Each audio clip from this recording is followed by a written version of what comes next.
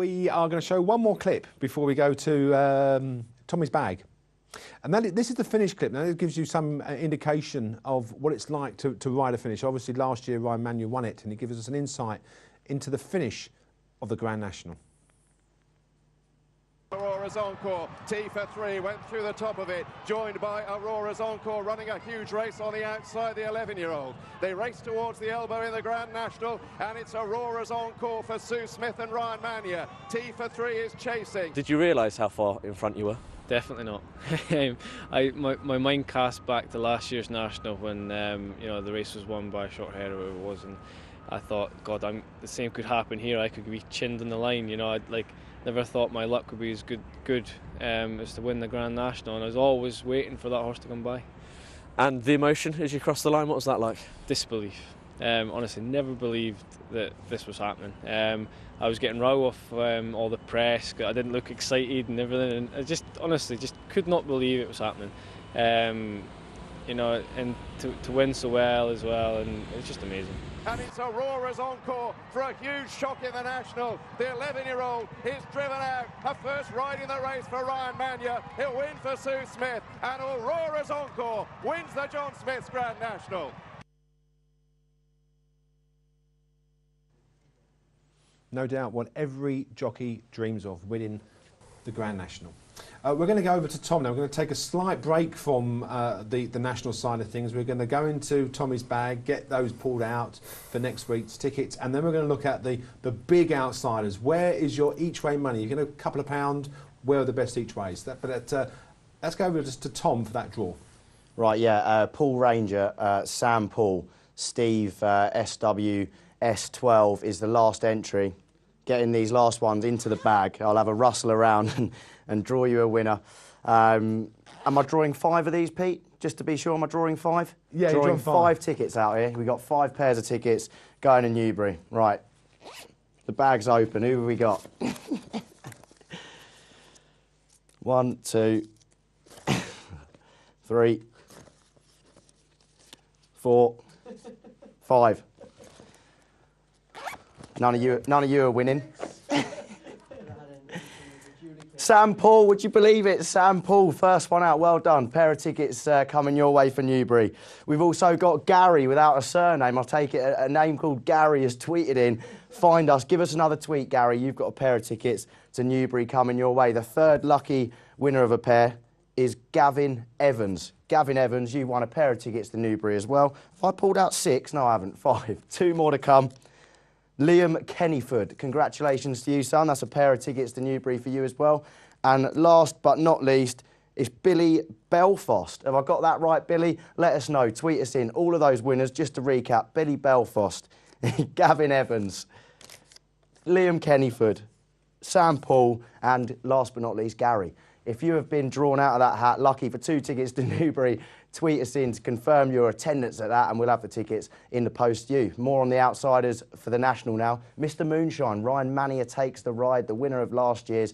Has he got it in the tank this time, Pete? Has he got it in the tank? And thank you very much for entering that competition. Next week, when we do run that competition, we're going to have balls to go in that bag, because we had numbers 1 to 80 odd. We've got about 40 odd people enter that competition. We had a lot more enter our Grand National competition, and we'll be sifting our way through the first 3 that people have put in, plus a wild card, and good luck for people that entered that. We've got a number of other competitions as well, and we'll go through those a little bit later on, T for 3 and Hawke's Point.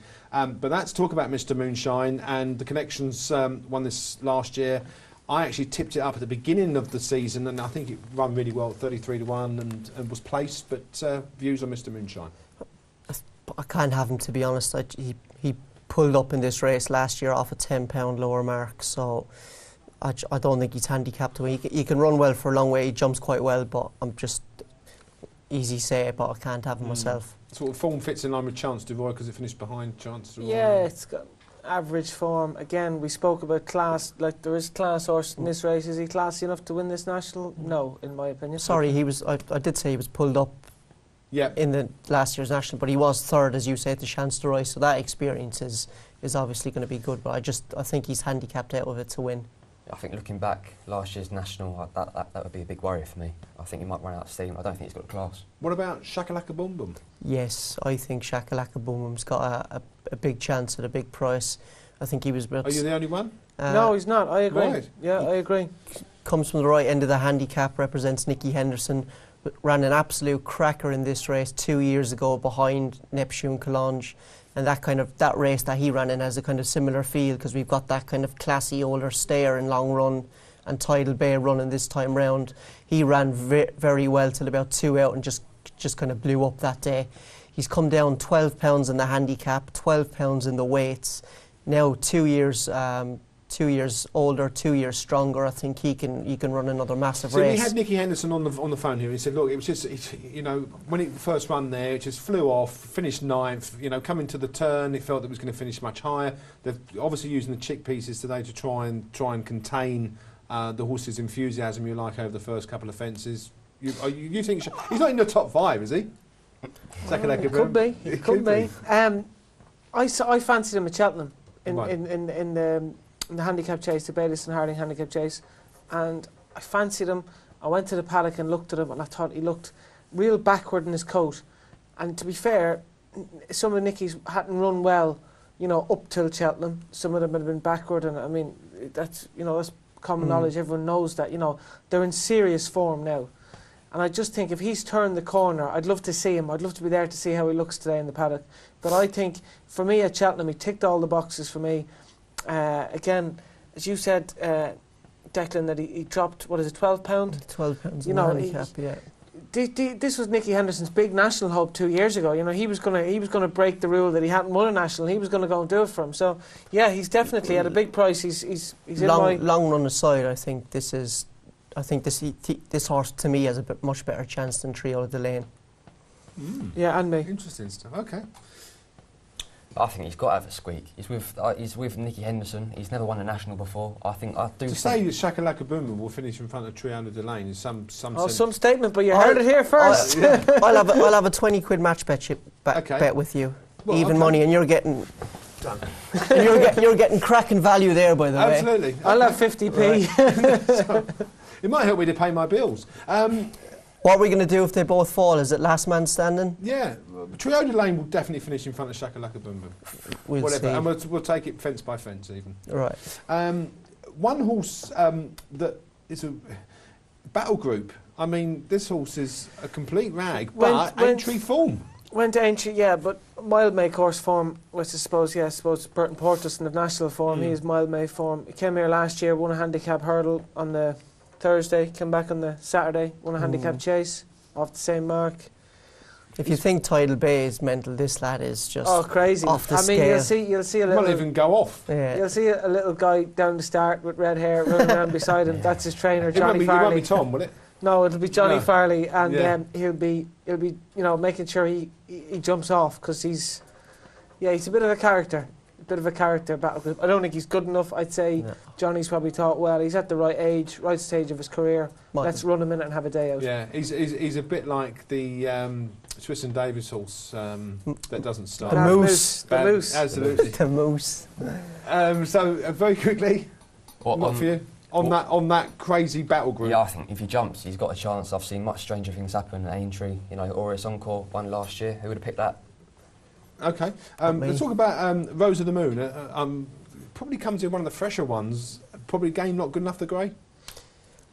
This is one of the I've had 3 kind of horses at big prices last night that I thought could run well. Shakalaka Boom Boom, Rose of the Moon, and Desi Hughes's Maresme Marie, I think it is. Those are the 3 I like. The kind of crazy, but I think he can run well. He's a bit inexperienced, but he's always looked kind of like a horse that would be suited to an extreme test of stamina. I mean, AP was on him when he won at Wetherby, and then Jake Greenall takes the ride today. Going to be experience for the young lad to ride against the others. You think it's got a squeak? I think he's got a squeak. Yeah, look, I think he's 80 to 1. I think he can outrun that price. There's certainly 9 or 10 horses ahead of him in the handicap that I couldn't have. Yeah, I agree with that. I looked at the top and form as well from before, and finishing down the field in there. I don't know. You, Connor? Well, on that horse? Rose of the Moon? I think inexperienced. Yeah. Let's talk about Hawk's Point.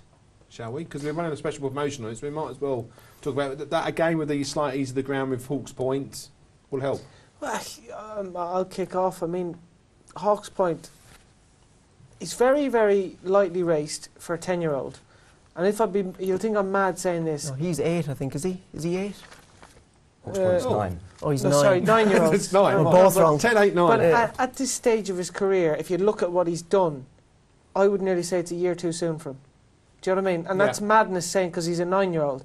But he's actually lightly raced and he doesn't have a huge amount of experience. So he is unexposed. Yeah. But I couldn't have him on my list. Only just fouled in the Welsh National. And Yeah, I agree with, I think the national winner now, you're looking at horses, the ideal age is 10 and 11. Yeah. And I just think with all those 9-year-olds, they can run well without kind of winning. I do like Hawke's Point. The ground might be a little bit quick for him.